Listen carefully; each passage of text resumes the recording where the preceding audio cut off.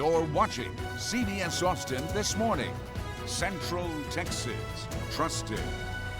Good morning. It is 5:59 on this Thursday, December 7th, 2023. Our coverage continues this morning of Tuesday's deadly shooting spree. We're learning more about the suspect and getting a clearer picture of what exactly happened leading up to his arrest. We're live where one of many incidents unfolded. Coming up, CBS Austin's Abigail Velez helps break down some of this new information that's coming in. And taking a live look outside over Austin this morning, not quite as chilly in the mid-40s as you step outside, but strap into our roller coaster of weather because big drop is coming. Just get ready for that one. Thanks for waking up with us. I'm Allison Miller. And I'm John Carlos Estrada here with traffic anchor Sophia Stamas and meteorologist Avery Tomasco. It is time to shake things up. Yep, in both directions. A little bit of something for everyone in this forecast, except for those who are hoping for rain. That is going to continue to be hard to come by, despite the fact that, yes, this is going to be a pretty strong cold front this weekend. We're going to have a lot of wind, a big drop in temperatures, a lot of swings along the way. Just not much in the rainfall department, which is a bummer because they're getting soaked up in the Pacific Northwest with this storm system as we speak. But by the time it gets here, it's just not going to have a whole lot to work with. Between now and Saturday, we're loading up the cloud cover, loading up the moisture, loading up the humidity. Overall, this Thursday forecast is in line with what you've seen and felt the last couple of days, just a bit cloudier and a bit more mild to start the day. 47 in Austin, 54 in Fredericksburg, though. That's already considerably warmer. Hang on to your hats. By Friday, we got spring warmth before the bottom falls out this weekend. We'll show you how much rain could fall. It's not much. More importantly, diagnosing the wind and temperatures through this weekend. We'll get to that in a few. In the meantime, let's get over to Sophia Stamas. Hopefully so far so good. Unusually quiet this morning. Yep, it has been on I-35 and Mopac, and it looks like we have some issues, though, in East Austin. I've been tracking an injury crash here on eastbound lanes of Highway 71 right in front of ABIA at Presidential Boulevard. Here's what the area looks like for Ardell Valley and Bastrop commuters. Not too many significant delays, but it's blocking the right-hand lane. If it stays out there too long, it could start to cause some onlooker delays for your inbound commute toward 183. On 183, there's now a new crash southbound at FM 969. Thank you, Sophia. We're learning more about the men accused of shooting 9 people across Central Texas, 6 of them killed. 34-year-old Shane James is currently charged with capital murder. We've learned he was arrested last year after assaulting his parents he's now suspected of killing. The Bexar County Sheriff's Office says he was arrested for the assault in January of 2022 and bonded out by March. We're told he then cut off his ankle monitor and wasn't heard from again until this past August. That's when deputies were called to the home of his parents, Phyllis and Shane James Sr., where he lived due to a mental health episode. James reportedly barricaded himself in his room, but because it was only a misdemeanor warrant, deputies did not have the authority to take any further action. Deputies asked the family to call them back when he finally left the room, but the call never came. We've also learned that James spent just over 2 years in the Army before being discharged due to some kind of domestic assault incident. He is expected to face additional capital murder charges in Bexar County for the deaths of his parents. We're also learning the identities of 2 of the other victims in the deadly shooting spree. Yeah, we spoke with neighbors who tell us they're overwhelmed with emotion after learning what happened. CBS Austin's Abigail Velez is live in the Shady Wood neighborhood this morning. Abigail, this is where James is suspected of killing a man and a woman. JC, those 2 victims that were found dead in this neighborhood were identified as 32-year-old Emmanuel Papba and 24-year-old Sabrina Rahman. Neighbors tell CBS Austin that they're shocked, but they also believe Rahman was killed while pushing her baby in a stroller. It took me a while to gather it in, because nothing like this has happened here on this street that I know of for 45 years. James is suspected of striking this neighborhood at about 11 a.m. on Tuesday during his shooting rampage. Now, we're not yet sure of the connection James had to the victims or even the area, but one neighbor says they're still grappling with the idea that something so evil could happen so close to them. We were more or less getting information from neighbors over here. This neighbor was telling me, and we were trying to gather information among ourselves so we could know what happened. CBS Austin is still waiting to learn the names of two people killed around 6:48 p.m. during a home burglary in the 500 block of Austro Loop in southwest Austin, where an APD officer was also shot and injured during the police response. Meanwhile, the name of the cyclist that James is suspected of shooting off West Slaughter Lane has not yet been released, but we did learn that the victim is a 39-year-old white man. Reporting in South Austin, Abigail Velez, CBS Austin News. Great, thanks, Abigail. We're going to take a look at the timeline of events as we currently know them. Around 10:45 Tuesday morning, an Austin School District police officer was shot in the leg in the parking lot. About an hour later, just before noon, two people were shot and killed in a home in South Austin. 5 hours after that, in Southwest Austin, a cyclist called 911 reported that he'd been shot. At 6:48, a home burglary, later determined to be a double homicide, was reported. When officers arrived minutes later, one of them was shot. And not long after that, James allegedly crashed his car and was arrested on State Highway 45 following a police chase. Around 7:45, that's when the double homicide was discovered in San Antonio, where James is suspected of killing his parents and where this all started. That was after Austin police alerted law enforcement there that James had ties to the address.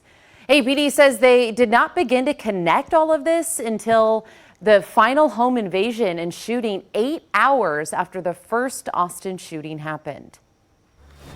6:06 still ahead. Reaction from those concerned of a lack of communication from Austin police regarding this Central Texas massacre. 3 people are dead after a gunman opened fire on a college campus in Las Vegas. We'll have the latest on that investigation at the University of Nevada.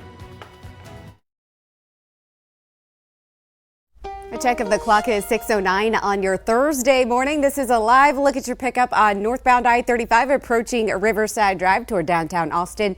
Just east of here, we just got reports of a fire at an apartment complex in southeast Austin on Riverside at Burton Drive. The Austin Fire Department is letting us know that they're battling that fire on the second floor, so you are best off just avoiding that altogether. If you can, to the north of the river, you've got Cesar Chavez, and then to the south, you can use Woodland Avenue.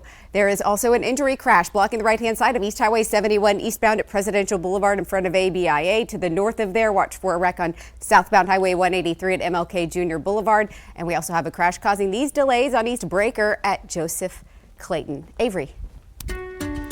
Right on cue. It's starting to get a little cloudy out there, especially west of I-35. It's this blue shaded area of clouds closer to the surface that is starting to blanket much of the area, keeping temperatures considerably more mild than we have enjoyed the last few days. As warm as 62 down there in Laredo, 53 warming temperatures overnight from San Antonio into the hill country, all a sign of a southerly wind that's about to take over. Noticeably so by this afternoon, with wind gusts as high as 15 to 20 miles per hour.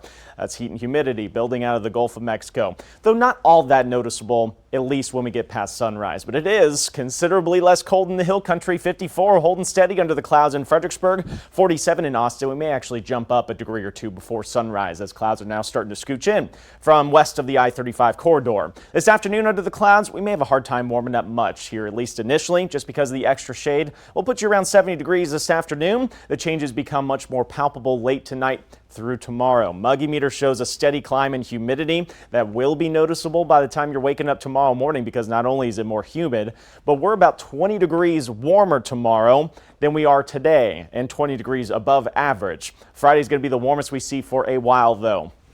Enjoy while it's here, because here comes old Crashy the cold front. Going to bring a lot of wind into central Texas, probably a lot of cedar pollen and a nice chill, but not much rainfall. I'll show you how much could fall, though, coming up. This is a huge thing, like I said, a huge pivotal moment in your career. So is it hard to because this is kind of the bookend of it, right? The final chapter of it. It is. There is something kind of bittersweet about it. I think there's a very real knowing that this will be the last time I'm on stage in that role. Yeah. Which doesn't mean you couldn't go on stage. I do. I want to do better. Sarah Bareilles is an all-new Kelly today. She talks about her Broadway musical hit Waitress coming to an end. But that doesn't mean that Kelly can't step into that role. What do you think? She's now based in New York City. So. Yeah, I think she'd be great on Broadway. Why not try her out? Yeah, Let's see. You can watch Kelly at 3 p.m. right here on CBS Austin. 6:13 is your time. The fourth and final 2023 Republican presidential debate is over. And again, the frontrunner wasn't on stage. How former President Trump's opponents tried to set themselves apart.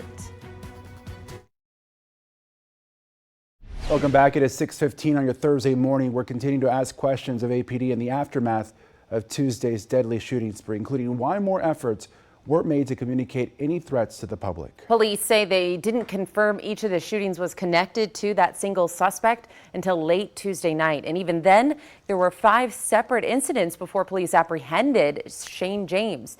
And few, if any, messages were sent to the public about the threat of a suspect after the Austin ISD officer was shot, prompting concern from Austin area Democrat Vicki Goodwin.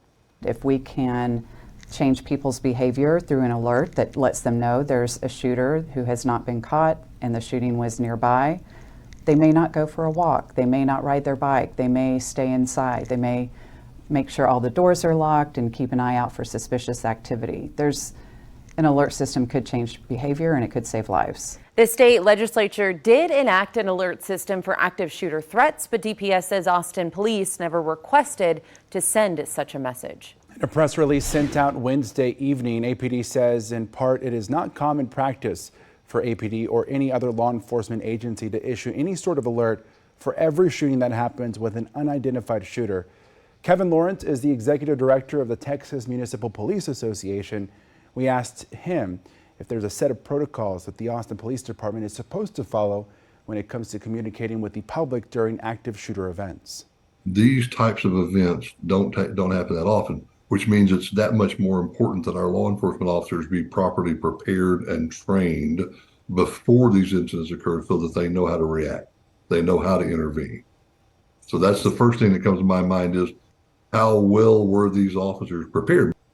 APD also says since one of the incidents involved an Austin ISD police officer, that situation was led by Austin ISD PD. They go on to say the Austin Police Department takes the safety of our community seriously, but we must do our due diligence to ensure the information we share is done in a timely and accurate manner.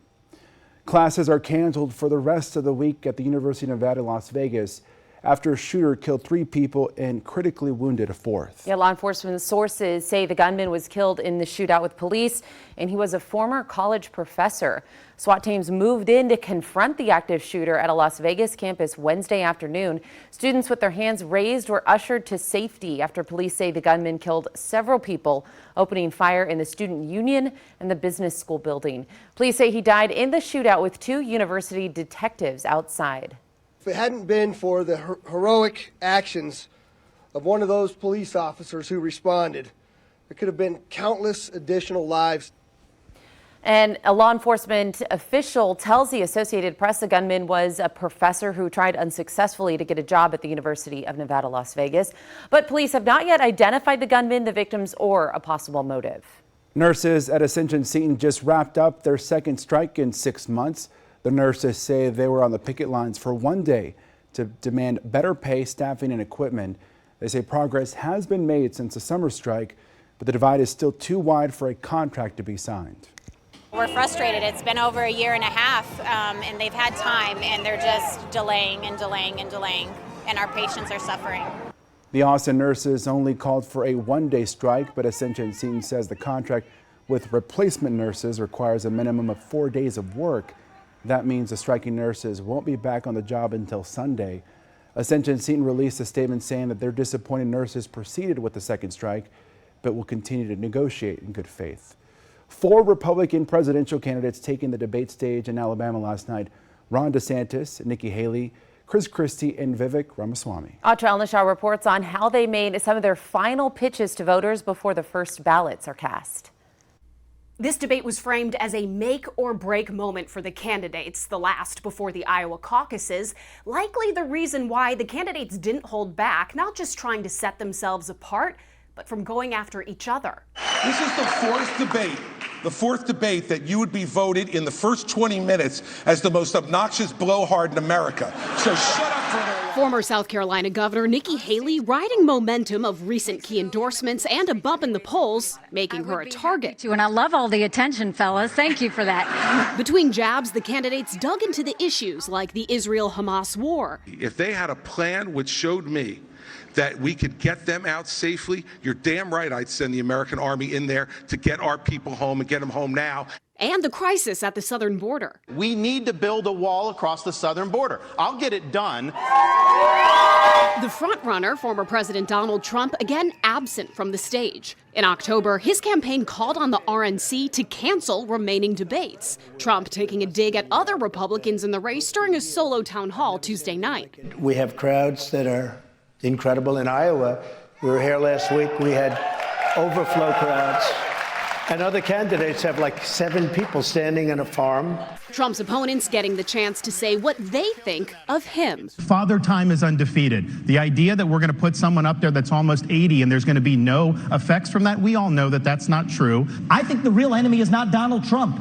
It's not even Joe Biden. It is the deep state that at least Donald Trump attempted to take on. And as much as everybody wants to talk about how Donald Trump had a good economy, $9 trillion in debt, he did just in 4 years. The candidates also weighed in on the economy, anti-Semitism on college campuses, China, and Taiwan. Now they start the home stretch of campaigning with less than 6 weeks until the Iowa caucuses. In Washington, I'm Atrell Nashar. I have an update for you about an apartment complex fire I told you about on Burton Drive at Riverside in Southeast Austin. You are asked to avoid that intersection. Fire crews have extinguished that fire on the second floor of that apartment complex and checked any adjacent units for any possible spreading of the fire. This is a picture they took apparently from the inside of the apartment. Looks like a kitchen charred a little bit on the upper part of the room. So give those fire crews the space they need to get that scene cleared. They'll likely be out there monitoring any hot spots for quite some time as they do their overhaul. This is East Highway 71 westbound. I told you we had an earlier injury crash here at Presidential. Now there's a stall blocking the right-hand side, maybe some onlooker delays for your commute out east as well through Del Valley. There's a wreck on southbound Ed Belustein at FM 969, aka MLK Jr. Boulevard. We just got reports of a new crash out in Lund on Highway 95 at County Line Road. Plus, watch out for a crash in Southeast Austin, St. Elmo Road at Todd Lane near the intersection of Stastny and I-35. Plus, an earlier crash still making it extra difficult to get over to the interstate from East Breaker Lane. It's on East Breaker at Joseph Clayton. And we had an earlier morning crash on the southbound I-35 service road at the 51st Street roundabout. Maybe some lingering crews or debris for that one. Avery. It has been quiet, too quiet so far here in December, especially considering the El Nino weather pattern we're in. A lot of warmer than average days so far as we are wrapping up our full first week of December here this afternoon and evening. It will also be a warmer than average day. More notably, this is our driest start to December in 4 years. Not even a trace of rainfall at Camp Mabry or any other part of Central Texas for the most part. On that note, here comes our next storm system, making a mess out of the Pacific Northwest with some flooding rain and eventually some snow for the Rocky Mountains. This thing is not going to be a performer for us in the rainfall department, though. Swings a cold front through here in the middle of the day on Saturday. Just a little bit of light rainfall expected. The bigger stormy weather is going to be just missing us towards the east. Where this lacks in the rain department, it will make up for it with a chill and a lot of wind, especially Saturday into Sunday. That's going to be more bad news than good news, I think, for those of you who suffer from cedar pollen. I'll explain momentarily. Live look outside this morning. Warning signs of that approaching storm system are with us in these upper level clouds, which are going to make for, I think, a really nice sunrise, especially for those of you along and east of I-35. Out in the hill country at the same time, a lot more clouds are rolling in, which is why you're considerably warmer than the rest of Central Texas in the mid-50s. Still as cold as 39 over there in Giddings under a clear sky. All of us are going to see a mix of temperatures this afternoon as well, depending on where clouds are more stubborn. I think they will be pretty stubborn along and east of I-35 with highs in just the upper 60s to low 70s. Mid 70s though possible with a bit more sunshine over there in the northern hill country. Again, these are humble beginnings. By tomorrow morning, much more humid and widespread cloud cover as we wake up and start the day. That clears to mostly sunny skies and high temperatures. Check that out. Closer to 80 degrees in many spots. Enjoy it while it's here. It will be fleeting because here comes our next cold front. Arriving first in the hill country early Saturday morning. I-35 or so around lunchtime. Notice this is a very lackluster painting of rain chances across central Texas. We're talking sprinkles both before and slightly after the cold front through Saturday evening to the tune of maybe a few hundredths of an inch, especially along and east of I-35. Mind you, we're still at a 10-inch deficit for the year, so this isn't going to cut it for helping us out with the drought department. What's adding insult to injury is that just down the road and just out of reach is a storm chance, even a severe weather threat with heavier rain potential over here in southeast Texas is just not lining up for us well this time around. Again, rain is lacking. Wind is certainly going to be a factor this weekend, especially behind the cold front in Austin. We could see some wind gusts up to 35 miles per hour. Here's why that's a problem. Cedar trees out here in the hill country where they are most prevalent have been waiting for a dry, windy cold front just like this one. Northwest wind is likely going to bring that pollen right into the rest of central Texas. So we've already had some low cedar pollen counts lately. That could spike a bit on Saturday and Sunday. Plan accordingly because behind this front it will be nice outside, much cooler on Sunday, getting as cold as 34 degrees by Monday morning. All right, thank you, Avery. McDonald's is testing out a new cafe concept aimed to rival Starbucks. It's called Cosmics. The chain hopes that the new concept will help grow its specialty coffee business. Some of the specialty drinks include a churro frap, a s'mores cold brew, a sour cherry energy blast, and a black cherry mint green tea. There are also plenty of sweet and savory food options like the creamy avocado tomatillo sandwich, the spicy queso sandwich, and pretzel bites with dipping sauce. Cosmics locations are set to open as a pilot in Chicago later this week. Then McDonald's says a handful of other locations will open in the coming months, possibly in Texas. Interesting. They may have some success if they can beat Starbucks on the price. You go through Starbucks, you can spend like $100 without much issue. On like a coffee. $100? What are you buying? If you're buying for the family, snacks, drinks, are you kidding me? So if McDonald's can undercut that, I don't know, maybe. There are other coffee shops around town, by the way. Yeah, that's true. Yeah, buy local.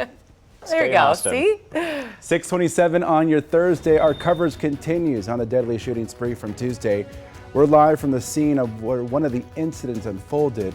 We'll tell you what we've learned about the shooter, plus who are some of the victims. You're watching CBS Austin this morning. Weather Window, presented by the National Weather Desk. A hefty cleanup ahead due to the atmospheric river that overtook western Washington and Oregon this week, causing rivers to flood and turning roads into temporary rivers, and causing collapses like these two roads in Tillamook County, Oregon on Tuesday. The county board declared a state of emergency on Wednesday. Want to see your weather photos and videos on TV? Click Chime In on this station's website to share.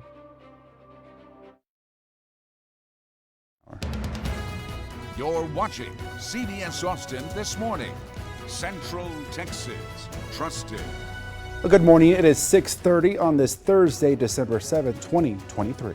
Our coverage continues this morning of Tuesday's deadly shooting spree. We're learning more about the suspect and getting a clearer picture of what exactly happened leading up to his arrest. And we're live where one of the many incidents unfolded. Coming up, CBS Austin's Abigail Velez will help break down some of this new information we're learning. Taking a live look outside, waking up pretty mild as the sun rises. Oh, it's pretty. Mother Nature has decided we've had enough of good weather, so strap in. We're in for a roller coaster ride. Thank you for waking up with us. I'm John Carlos Estrada. And I'm Allison Miller here with Sophia and Avery. I'm kind of looking forward to this next cold snap. Yeah, and to be clear, the good weather is still going to be good weather. It's not going to be bad weather, but yeah you're going to need to dress accordingly. The whole closet needed over the next 36 hours or so as we await our next windy cold front that arrives right at the start of the weekend, sometime on Saturday. We'll track it for you hour by hour coming up, but there's a source of our next cold front right now making a mess of the Pacific Northwest with some snow, flooding, rainfall, the works. As we wait for that system, starting to see some change. You notice the clouds out there at sunrise are really looking good. Those clouds thicken up on us throughout the day, though, likely putting a lid on our warming potential, still in just the upper 60s to low 70s. But you can see the warming trend already beginning out in the hill country where the clouds are already blanketing much of you. It's 54 in Frederick Fredericksburg. Remember, the last couple of mornings we were knocking on the door of freezing. Give it some time. Tomorrow will be spring warmth and humidity before the bottom crashes out behind this cold front. We'll check the rain chance for you. It's ultra disappointing, more importantly, followed by winds and chill. In the meantime, let's turn it over to Sophia Stamas with a look at the roads this morning. We got some minor issues, hopefully, just on the side roads to look out for. Right. Certainly a place to avoid. Burton Drive and Woodland Avenue. We had an apartment fire initially reported at Riverside. It looks like it's a little bit south of there. The Solaris Apartments. Fire's under control. No one was hurt, but you're still asked to avoid that intersection. You can use Riverside to the north or Old Torf to the south as well. This is East Highway 71 right in front of ABIA at Presidential Boulevard. We've had an injury crash working on your westbound lanes for quite some time now. You can see it's blocking the right-hand side, just the left lane squeezing through. Lots more to get to coming up. All right, thank you, Sophia. We're learning more about the man accused of shooting 9 people across Central Texas, 6 of them killed. 34-year-old Shane James is currently charged with capital murder. We've learned he was arrested last year after assaulting his parents. He's now suspected of killing. The Bexar County Sheriff's Office says he was arrested for the assault in January of 2022 and bonded out by March. We're told he then cut off his ankle monitor and wasn't heard from again until this past August when deputies were called to the home of his parents, Phyllis and Shane James Sr., where he lived due to a mental health episode. James reportedly barricaded himself in the room, but because it was only a misdemeanor warrant, deputies did not have the authority to take any further action. Deputies asked the family to call them back when he finally left the room, but the call never came. We're also learning the identities of 2 of the other victims in this deadly shooting spree. We spoke with neighbors who tell us that the victims were familiar faces in this quiet neighborhood. CBS Austin's Abigail Velez is live this morning in the Shadywood neighborhood. And that's where 2 victims, a 32-year-old man and a 24-year-old woman, were found. Abigail? Allison, James is suspected of striking this area just 48 hours ago. Now, CBS Austin spoke to neighbors in the area who say they're shocked at the loss of these 2 victims, and they also believe that 24-year-old Sabrina Rahman was killed while pushing her baby in a stroller. I mean, I used to see this lady with her because I work on my yard here, and I used to see her, strolling. James is suspected of striking this neighborhood at about 11 a.m. on Tuesday during his shooting rampage. We're not yet sure of the connection James had to the victims or even the area, but one neighbor says they're grappling with the idea that something so evil could take place so close. This has been a quiet neighborhood, it made my, it gave me shivers, Meanwhile, in southwest Austin, we're still waiting to learn the names of 2 people killed at around 6:48 p.m. during a home burglary in the 500 block of Austral Loop in southwest Austin, again, where an APD officer was also shot and injured during the police response. Now, the name of this cyclist that James is suspected of shooting that was off West Slaughter Lane, we don't know his name quite yet, but we do know that he was a 39-year-old white man. Reporting live in South Austin, Abigail Velez, CBS Austin News. All right, thanks, Abigail. We're now going to take a look at the timeline of events as we currently know them. Around 10:45 Tuesday morning, an Austin School District police officer was shot in the leg in the parking lot. About an hour later, just before noon, 2 people were shot and killed at a home in South Austin. 5 hours after that, in Southwest Austin, a cyclist called 911, reported he'd been shot. At 6:48, a home burglary, later determined to be a double homicide, was reported. When officers arrived minutes later, one of them was shot. And not long after that, James allegedly crashed his car and was arrested on State Highway 45 following a police chase. Around 7:45, that's when the double homicide was discovered in San Antonio, where James is suspected of killing his parents, where this all started. That was after Austin police alerted law enforcement there that James had ties to the Bexar County address. APD says they didn't begin to connect all of these incidents to each other until the final home invasion and shooting 8 hours after the first Austin shooting happened. 6:36 on your Thursday, Austin Energy braces for a cold winter. How they're hoping their new precautions will keep the power on. And Austin City Council set to vote on a controversial change to Austin's land development code. Why it's getting mixed reaction from the public, but support from first responders. It has been a busy morning in southeast Austin. There is a crash reported at St. Elmo Road at Todd Lane. Also, I told you about that apartment fire at Burton Drive and Woodland Avenue near Riverside Drive. You can see the inside of a charred apartment unit here. Other units were cleared. No one was hurt. The fire has been extinguished, but crews are still on scene working to get everything cleared out, and you're still asked to avoid that. If you detour to Old Torf, you might come across some crews working on a trash fire at Parker Lane. So you might want to detour over to the north to Riverside Drive. Looks like that stall that we had following an injury crash on East 71 westbound at Presidential near ABIA just cleared out. Expect that slowdown to clear out as well through the Del Valley area. On northbound I-35, you're heading up at a very slow 14 miles per hour approaching Slaughter Lane. Nothing officially reported. Looks like those are just regular delays. Still, it's going to take you 24 minutes to get from South SH45 up to Riverside Drive as everyone hops on the interstate on that very highly populated area. And southbound from North SH45 to downtown, give yourself 17 minutes. Avery. All eyes are on that weekend cold front, and Mother Nature is giving us a good heads up that, some changes on the way with clouds starting to roll in. Always a warning sign of an approaching storm system. These are coming in the upper levels of the atmosphere and closer to the surface, especially out here in the hill country. That blanket of lower level clouds is what's keeping temperatures much more mild, 50s and 60s down the road through the Rio Grande, even some mid 50s out there in the hill country as we speak. Another sign of change. Winds changing on us. Back out of the south, they'll get a little breezy, especially this afternoon, starting to load up some more heat and humidity. But boy, what a treat in the meantime. These upper level clouds, the perfect backdrop for a lovely sunrise as we look towards the east of downtown Austin. Not nearly as cold as we've had to deal with the last couple of days. Just the low to mid 40s along and east of I-35. But as I mentioned, mid 50s right now in Fredericksburg. That's what the clouds are doing for you over there in the hill country. Everyone settles into the upper 60s and low 70s this afternoon.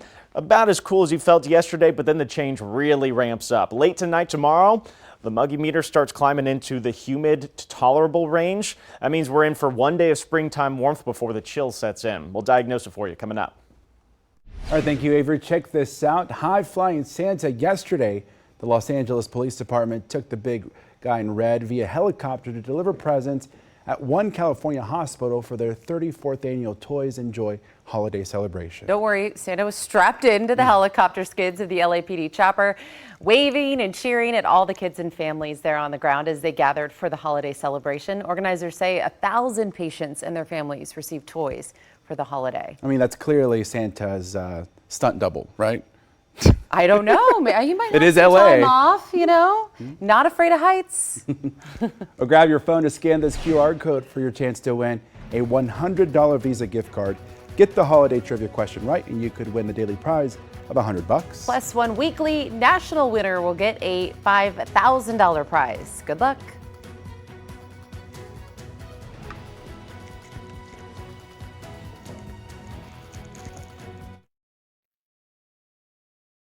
Coming up on CBS Mornings, we're remembering a TV legend today, Norman Lear, of course. We'll talk with his son-in-law, who just happens to be our chief medical correspondent, Dr. John LaPook. Also hear what Billy Crystal told me about Lear's impact on his career. We spoke shortly before Norman Lear's death. Plus, former Congresswoman, that's Liz Cheney, joins us to talk about her new book, last night's Republican debate, and the threat she says former President Trump, who is the current GOP frontrunner, poses to our democracy. And Latin pop sensation, that's Maluma, baby, will be here live in the studio. He's nominated for a Grammy. We'll talk about that. And he's got some very, very happy personal news, too. It's good. We'll see you 7 o'clock on the dot.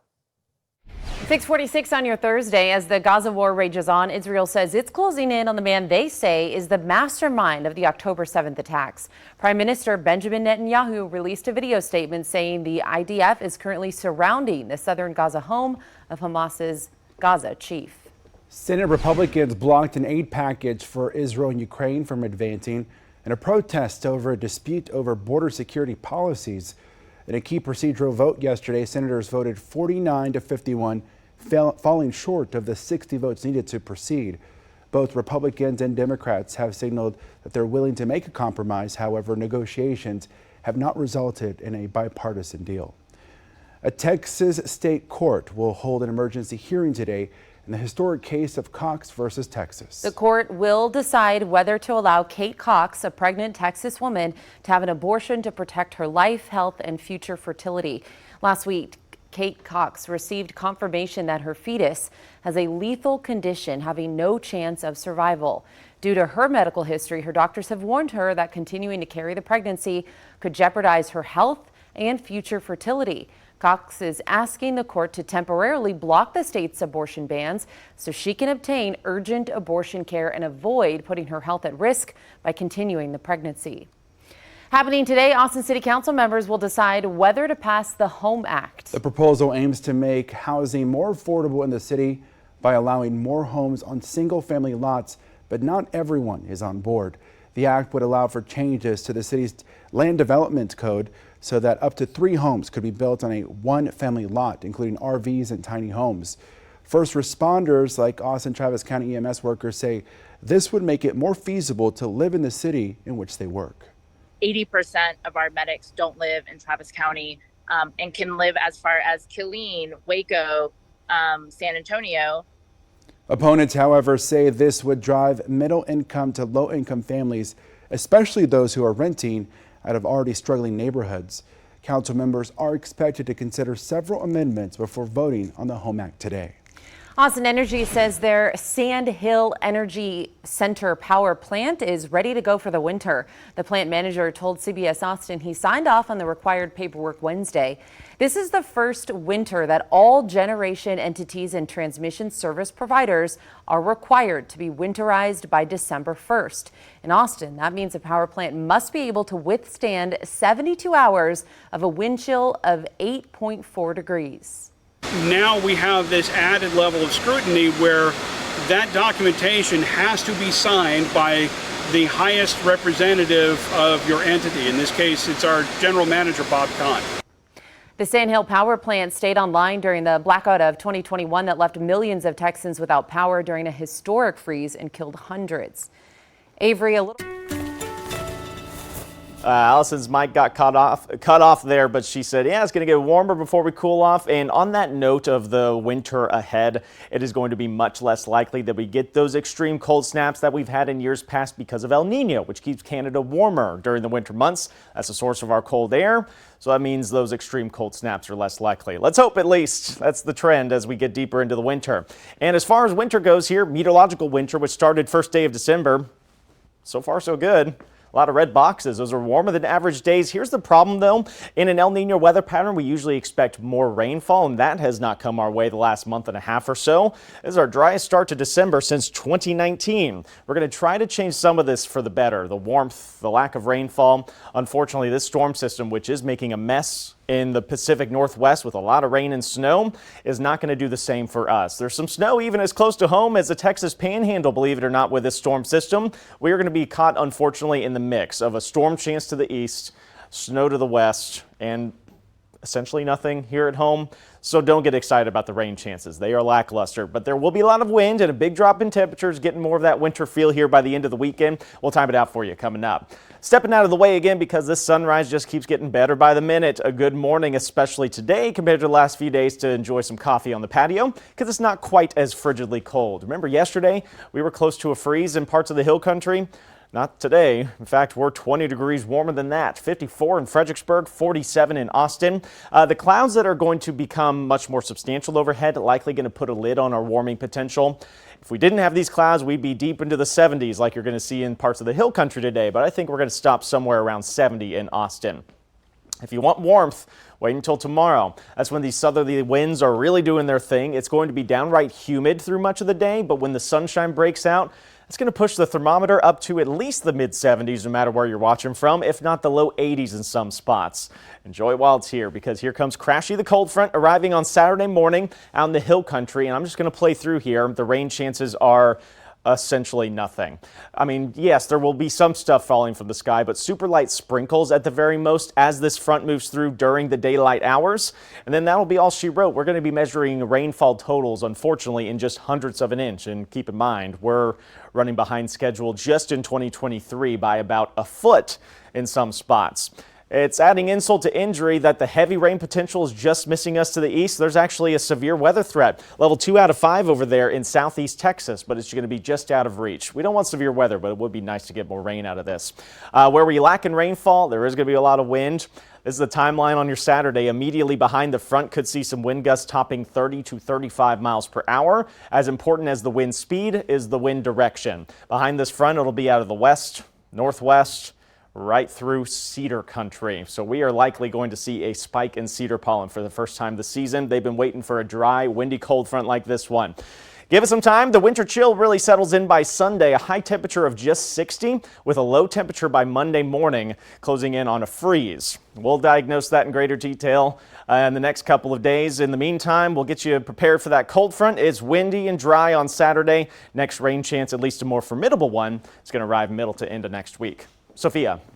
I-35 is always giving us problems in South Austin for your inbound commute, whether there's anything reported or not. But we do have a stall blocking the right-hand side here northbound just after South SH 45 at FM 1327. This is what that trip looks like from the toll up toward Ben White Boulevard. Your slowest travel is actually going to be approaching Slaughter. We had a stall. It looked like it quickly popped up and cleared out there, but it's not helping. It's taking you 25 minutes to get from the toll up to Riverside Drive. And in southeast Austin, we're waiting on the all clear after an earlier crash at St. Elmo Road and Todd Lane. There's a new wreck in central Austin on Burnett Road at Rockwood Lane, which is on Burnett right between Highway 183 and Anderson Lane. Plus out in Lund, watch out for a crash on Highway 95 at County Line Road. And you're still asked to avoid Burton Drive and Woodland Avenue after this earlier apartment fire.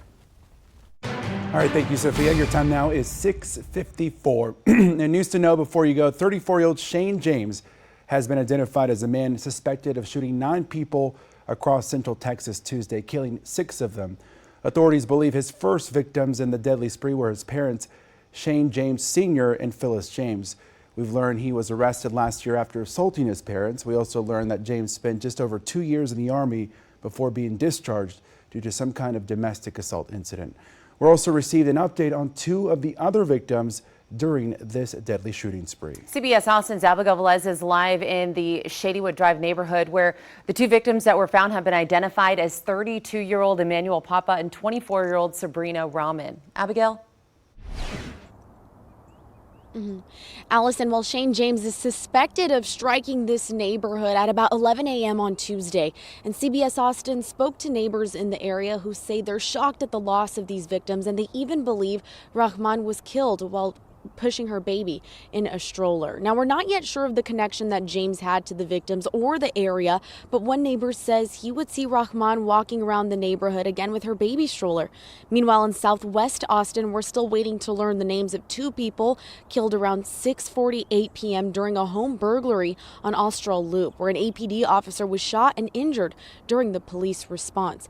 Now, the name of the cyclist that James is suspected of shooting that happened on West Slaughter Lane hasn't yet been released, but we do know that he was a white man who was 39 years old.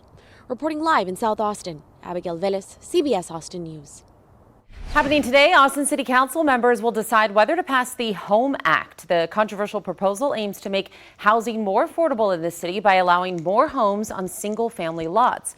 It would mean changes to the city's land developments code so that up to 3 homes could be built on one family lot, including RVs and tiny homes. Opponents say this would drive middle-income to low-income families, especially those renting out of already struggling neighborhoods.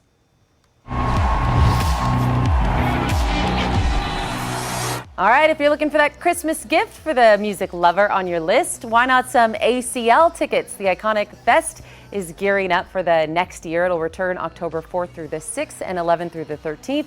You can get tickets. They'll be at their lowest price starting at 10 a.m. today. Yeah. Only $320. So you got to be brave to spend that much money without knowing who's going to be there. That's true. It's always a mixed bag, and there's always someone mad about it. Yeah. Some of the best ones are the ones you don't know, though, you know? Exactly. Yeah. You can see them up close when you get there early. So, leaving you with the sunrise on this Thursday morning. We're back at 7:25.